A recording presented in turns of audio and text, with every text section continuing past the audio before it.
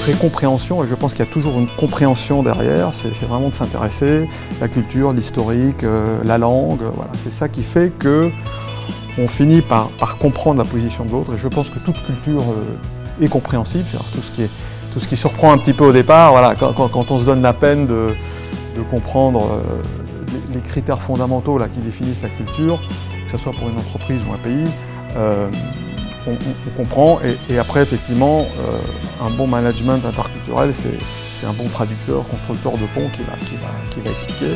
Je disais Pierre, c'est très compliqué de généraliser parce que voilà, chaque boîte, etc.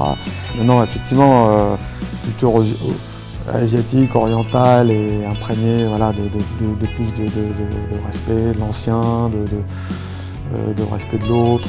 Aux États-Unis, on est sans doute plus dans des valeurs communautaires, de partage de valeurs.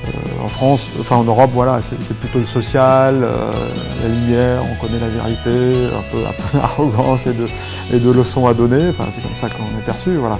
Et on va avancer en s'appuyant effectivement sur les points forts communs des deux cultures, parce que voilà, on peut pas changer les choses.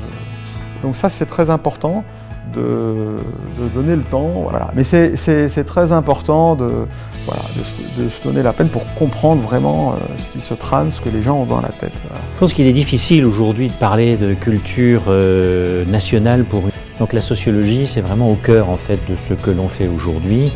Et notre entreprise a un grand nombre de sociologues, de psychologues, d'ethnologues en staff. Hein. L'humain prend de plus en plus d'importance parce que c'est ce qui est en nous, à la fois dans notre intellect mais aussi dans nos cœurs, qui nous permettent de nous engager et de faire la différence ou pas. Dans une optique de création d'un tissu multiculturel authentique.